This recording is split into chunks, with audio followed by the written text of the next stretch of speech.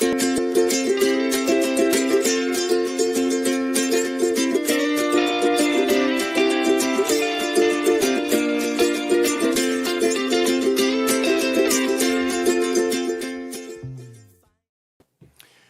morning, everybody. Welcome to another episode of the Rabbinic Cynic. It's Friday of Shabbat. If you like this podcast, visit me on YouTube and hit like and subscribe to help support the channel on YouTube. I stream on YouTube and Facebook. Today I always traditionally talk about the Torah portion, but it's a special day today. It's yesterday, as you know, I was talking about Her Majesty Queen Elizabeth II of blessed memory, and probably about the same time she was passing away. I did not know it at the time, found out a little bit later. A lot of what I said still applies. Of course it applies. Those were my thoughts on who she was as a monarch and a leader. After watching both American television and the BBC and British television, and just talking to people I know out here in the United States. I've been living here for 25 years. I've left England when I was only 19 or 20, I can't remember. It's been that long. But for, a friend of mine in Israel, is a rabbi in Israel, he's from Florida, and he made an interesting point, and that is, it's peculiar to see his friends, many of whom are rabbis, some fairly prominent rabbis, both in Israel, the United States, and England. We're mourning. And it's hard to understand why, as Brits or British Jews, even British expat Jews like myself, why we are mourning for Her Majesty. And it goes beyond just, you hear of the royal family and you think of scandal, you think of celebrity. But the Queen was unique. She was different from that, even though there were those aspects of it. You have to remember, she was that link between us, the British people, and World War II. Her family stood up to the Nazis. She, at 18 years old, was thrust into that position, joined the English, became a mechanic, learned as was a woman of the people, and she changed the monarchy and took it away from that lofty, even though they had those elements still, but she brought it down to the people. She walked with the people. She treated every one of her subjects, as we call it, as human beings. She tried not to show her opinion on even things that that you may have felt that she wasn't approving of, but at the same time she did it with a dignity. Her whole life was about service. It was service above and beyond what was in the interests of her personal life, her family, her love, Prince Philip. And so for all of us, we don't know any other queen. She was our granny. My parents don't know any other monarch. They were born under her reign. And it's generational, and it means a lot. It's profound. It's a rare type of leader that crosses those generations, 70 years, longest reigning monarch in British history. But she did a lot for the world. She inspired a lot of people for the world. You can make the argument how you feel about the monarchy, and that's going to change now. There's a different, King Charles III. He's going to be a different kind of monarch. But there'll never be another Queen Elizabeth II. We looked at the Elizabethan era, the second Elizabethan era. History will look back at it, and it'll be up for discussion. It was the modern era. It was the beginning of the modern era. And those are enough words for me about Queen Elizabeth. May her memory be for a blessing. And I mourn along with all of my other fellow Brits. Today, I am not an American or Israeli. I'm British today, and yesterday. And this is for you, Your Majesty. Thank you, Mom, for all you have done. And I'm going to be singing Leonard Cohen's Hallelujah.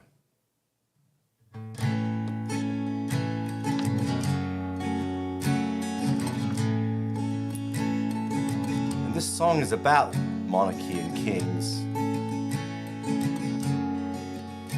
I heard there was a secret chord that David played and it pleased the Lord, but you don't really care for music, do ya? It goes like this: the fourth, the fifth, the minor fall and the major lift, the baffled king composing hallelujah, hallelujah, hallelujah, hallelujah, hallelujah.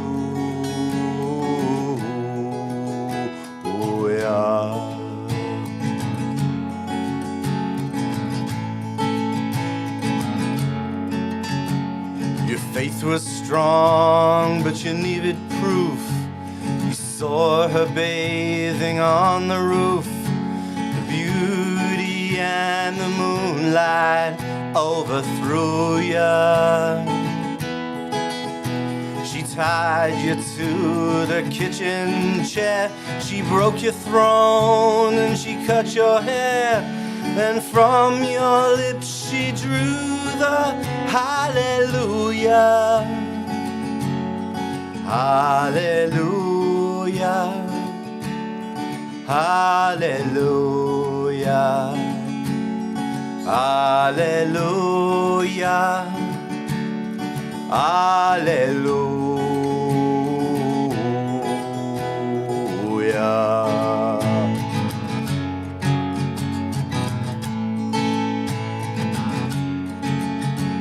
Oh, people, I've been here before. I know this room and I've walked this floor. I used to live alone before I knew ya. I've seen your flag on the marble arch, but love is not a victory march. It's a chord and it's a broken hallelujah, hallelujah, hallelujah, hallelujah, hallelujah.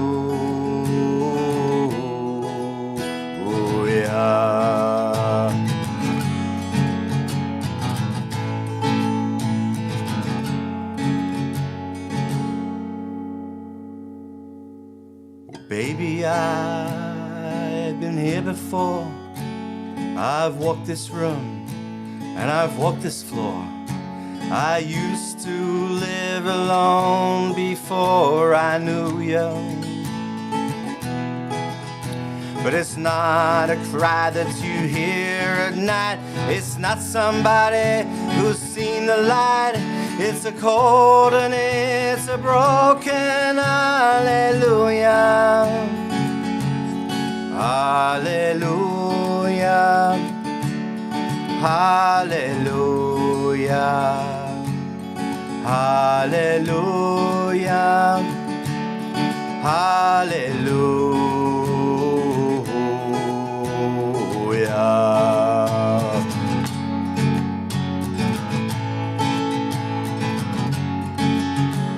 Well, maybe there's a God above, but all I've ever learned from love was how to shoot somebody who outdrew ya.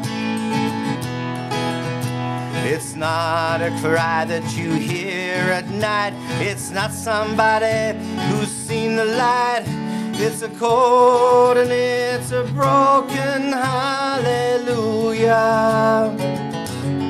hallelujah, hallelujah, hallelujah, hallelujah.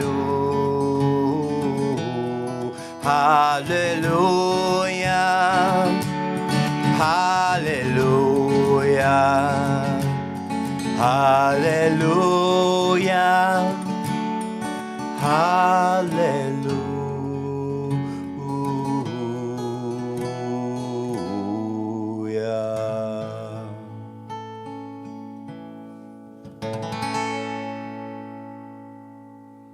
God bless to you, Majesty, and God save King Charles III. So, I'm going to get to, that was my little rendition there. Had my little choke-up pause, trying to hold back the tears. You'd think, why the tears? Well, there's tears. There's tears. It's nostalgia for us. Well, I also would like to talk about this week's Torah portion, so I'm gonna move on after my tribute to Her Majesty. This week's Torah portion, the biblical portion that we read as Jews every week, is Ki Teitzei, and it's a continuation of Moses' last speech to the Israelites before they go into the land of Israel.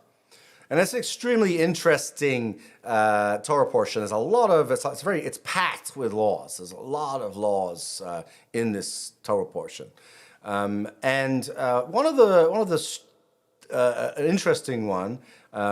It doesn't seem that relevant in modern society because of gender roles have changed.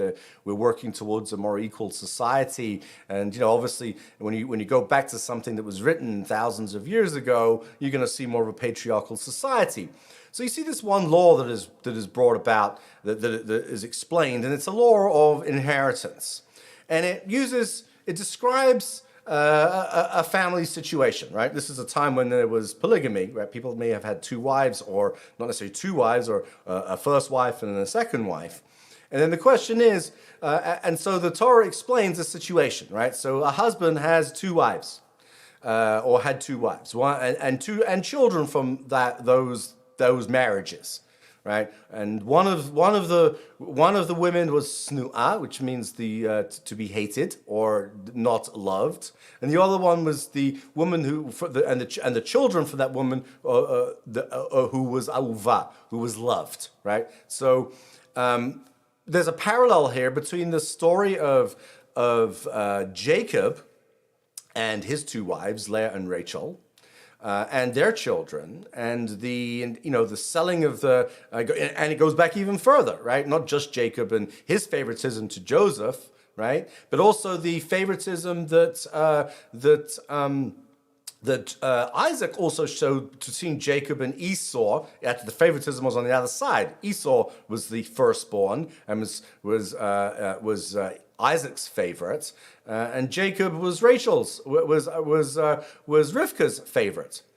So the Torah, back into Deuteronomy, into Dvarim, recognizes that you can't. There has to be some kind of equality. Just because you love one wife more does not mean that you should love your children any less, or love one husband more should love your children any less in modern society. And so there's different arguments, right? So the Torah establishes this into Jewish jurisprudence, where the legal system makes a requirement that we have to the inheritance goes to the firstborn, right? Even if this is from a first marriage, and that firstborn child the wife was not loved, or the husband was not loved, we're gonna update it a little bit. But there should be a type of justice, because someone that comes from a marriage where there's difficulty, if you're a child born of divorce, a child born out of that difficulty. That people have their favorites, and or there's resentments towards the children maybe from the first marriage, and children from the second marriage are looked at in a more favorable light. Maybe they get more of an inheritance. So what the Jewish law did was establish a system where there's more of equality there. There's more of there's what's called justice, and that is an interesting explanation that the sages kind of argue about what exactly it means. And so I kind of put this provocative question there: love over justice, right? So we talk about love as a very passionate idea, as a very important idea within Judaism, right? Love being, us loving each other unconditionally. Love, but there are different kinds of love, right? There's amorous love and there's care. There's love that we have to have. There's love that we should have, despite the fact that it might be challenging, right? Sometimes it's challenging to love other people, to love people who have challenges or that we find challenging. And so this Torah portion establishes this concept that sometimes you have to take your emotions, set your emotions aside and look at concepts of what is just as opposed to what emotionally appeals to you. What you love doesn't necessarily mean, and how you express that love in terms of how you distribute your legacy may not necessarily balance out with what is just at the same time.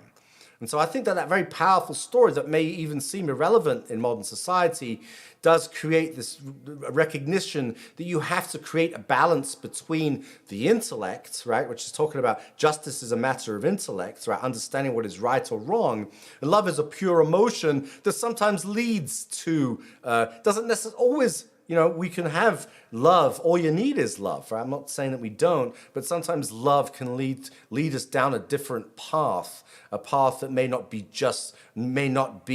as productive, right? As we see with the difficult stories of Abraham, of our forebears, Abraham, Isaac, Jacob, Sarah, Rivka, Rachel, and Leah, right? Sarah, Rebecca, Rachel, and Leah, our forebearers, foremothers and forefathers.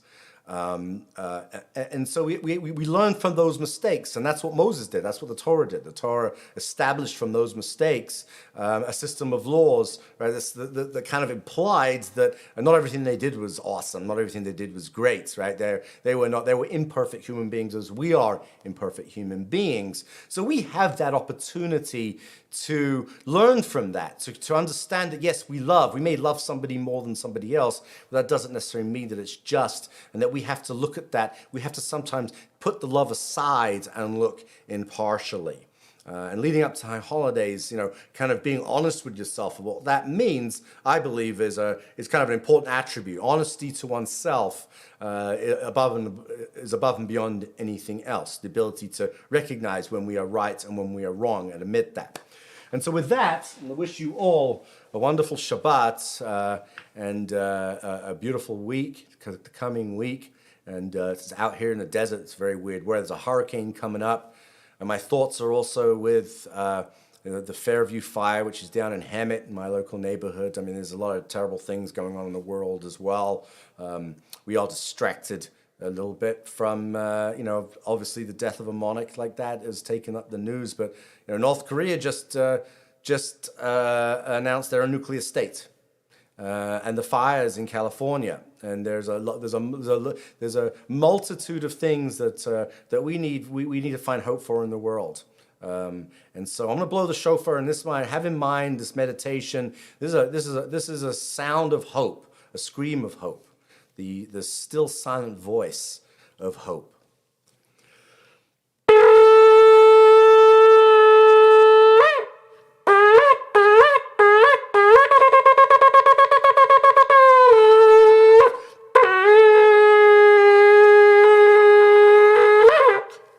Everybody have a beautiful weekend, live long and prosper, and Shabbat Shalom.